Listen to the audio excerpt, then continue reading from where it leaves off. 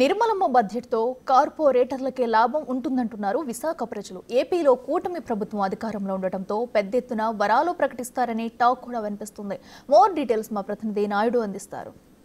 మరికొద్ది గంటల్లోనే కేంద్ర మంత్రి నిర్మలా సీతారామన్ అయితే పార్లమెంట్లో బడ్జెట్ను ప్రవేశపెట్టనుంది. అసలు ఈ బడ్జెట్ పరంగా ప్రజలు ఏమనుకుంటున్నారు, అసలు ప్రతి సంవత్సరం కూడా బడ్జెట్ ప్రజలకు అనుగుణంగా ఉంటుందా లేదా అనే అంశంపై ప్రస్తుతం మనతో విశాఖలో అయితే పబ్లిక్ ఉన్నారు, వారితో మాట్లాడదాం. సార్, ఈ బడ్జెట్ ఏ విధంగా ఉండబోతుంది? మామూలులాగా ప్రతిరోజు ప్రతి సంవత్సరం ఏ బడ్జెట్ ఎలాగ వస్తే ఇది కూడా అదే ఉంటుంది. జనరల్గా బడ్జెట్ ప్రిపరేషన్కి ఫండమెంటల్ ప్రాబ్లం ఏంటంటే మన ఎలక్టెడ్ ఎంపీస్. ఈ బడ్జెట్ మన బడ్జెట్ 2-3 ముందు ఇలాగ మీలాగా హడావిడి చేస్తుంటారు మీడియా అంతా. ఓ బడ్జెట్ ఇది వచ్చేస్తుంది అది వచ్చేస్తుంది అని. కానీ బడ్జెట్కి ప్రిపరేషన్కి 3 నెలల ముందే ప్రింటింగ్ అయిపోతుంటాయి. పెద్ద పుస్తకాలు తయారు అంటే దాని ప్రొసీజర్స్ ఉన్నాయి.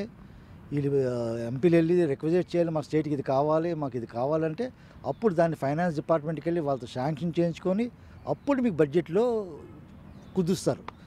అదేం కాకుండా 2 రోజుల ముందు వచ్చేసి అలవాటు చేసి నేను రైల్వే జోన్ అడిగేసాను, అలా ట్రైన్ అడిగేసాను, ఇది అడిగేసాను అంటారు. అవన్నీ ఎప్పుడు అయిపోయినా బడ్జెట్ ప్రిపరేషను ఆ ప్రింటింగ్ కూడా వెళ్ళిపోయింది అప్పుడే. వీళ్ళు వచ్చి ఇక్కడ హడావుడి చేస్తుంటారు. సో ఇవన్నీ ఏంటంటే ఇప్పుడు వరకు మనకి రాష్ట్ర 10 ఏళ్ళకి వచ్చి మనకి సెంట్రల్లో ఏ రీజనల్ పార్టీ అవసరం లేదు కాబట్టి వాళ్ళు ఇష్టసారంగా చేసుకున్నారు. మనకి ఏమి అన్ని ప్రతి సంవత్సరం 2 రోజుల ముందు మీడియాలో హడావుడి చేయడం, బడ్జెట్ వచ్చిన తర్వాత మొండి చేసి చూపించడం తప్పితే వీళ్ళు మటుకు వాళ్ళు కీళ్ళు తన్నుకోవడం తప్పితే కానీ బడ్జెట్ ప్రమాదం ఏమీ ఉండదు ఆంధ్రప్రదేశ్కి. ఈసారి మనం చంద్రబాబు నాయుడు గారు మన ఈ సపోర్ట్ ఉంది కాబట్టి ఏమాత్రం ఏమైనా కొంచెం ఆర్మ్ ట్విస్టింగ్ చేసి 2-3 బడ్జెట్కి వస్తాయేమో ఊహిస్తున్నాం. మరి అది కూడా అట్లీస్ట్ లాంగ్ పెండింగ్ విశాఖపట్నంకి మా రైల్వే జోను ఏదో మన శంకుస్థాపన చెప్పారు. అవన్నీ జరిగే పనులు కాదు. ఇవన్నీ ఏంటంటే ఇవన్నిటికీ బడ్జెట్లో కుదాయించాలి. లాస్ట్ టైం బడ్జెట్లో ఏం చెప్పినా కూడా మనకేం రాలేదు. అలాంటప్పుడు ఇవన్నీ నోటు మాటలు మాకు అది వచ్చేస్తుంది ఇది వచ్చేస్తుంది 2 లక్షల కోట్లు ఇది వచ్చేస్తుంది అని చెప్తున్నారు తప్పితే కానీ ఇవన్నీ పేపర్ నామకే వస్తే కానీ రియల్గా వచ్చేది ఏమీ లేదు. నాకు అనుమానం ఇవాళ రేపు కూడా ఒక 2-3 గంటల్లో వచ్చేది కూడా మళ్ళీ ఇదే మీడియా మొదలెడుతుంది, మనకి మొండి చేసి చూపించిందని. ఇవే తప్పితే ఇంకేం కాదు. చెప్పండి సార్, ఏ విధంగా చూడొచ్చు, పబ్లిక్కి ఏ విధంగా ఉండబోతుంది బడ్జెట్? పబ్లిక్ ఫేవరబుల్గా అయితే ఉండట్లేదండి బడ్జెట్.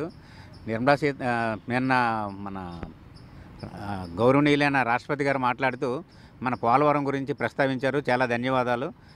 ఈ ఆంధ్రప్రదేశ్కి చిరకాల ఎప్పటి నుంచో దాదాపు ఇండిపెండెన్స్ వచ్చిన దగ్గర నుంచి స్టేట్ బైఫర్గేట్ అయిన దగ్గర నుంచి చిరకాల కోరికది. కానీ దానికి టైం ఫ్రేమ్ పట్టి ఇగో ఈ సంవత్సరంలో కడతాం, ఇది 2 సంవత్సరాల్లో కడతాం, 3 సంవత్సరాల్లో కడతాం అనే టైం ఫ్రేమ్ పెట్టట్లేదు.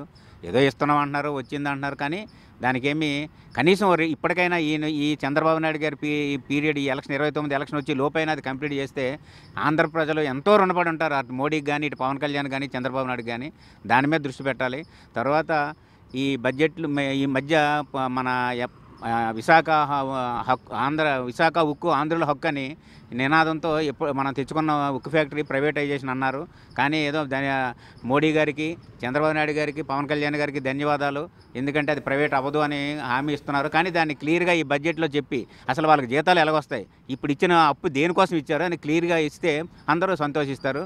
థ్యాంక్ యూ అండి. విశాఖ వాసులు అయితే చెప్తున్నారు ఈ బడ్జెట్ పూర్తిగా ప్రజలకు అనుగుణంగా ఉండాలి, ఎందుకంటే గత 3 ఏళ్లలో చూసిన పెద్దగా ఈ బడ్జెట్ ప్రజలకైతే ఏం ఉపయోగం లేదని చెప్తున్న పరిస్థితి. మరో రకంగా చూసుకుంటే ఈ బడ్జెట్లో విశాఖ చిరకాల వాంచైన ఉత్తరాంధ్ర రైల్వే జోన్ అయితే ఈ రైల్వే జోన్ ఇవ్వాలని కోరుతున్నారు. మరోపక్క స్టీల్ ప్లాంట్ పరిరక్షణ కోసం స్పష్టమైన ప్రకటన ఇవ్వాలి. అయితే ఈసారైన బడ్జెట్ కొంచెం ప్రజలకి ఆశాజనకంగా ఉండేటట్టు ప్రవేశపెట్టాలని అయితే విశాఖ వాసులు కోరుతున్నారు. Camera person Ramurthy Naidu, big TV Visakha నుంచి.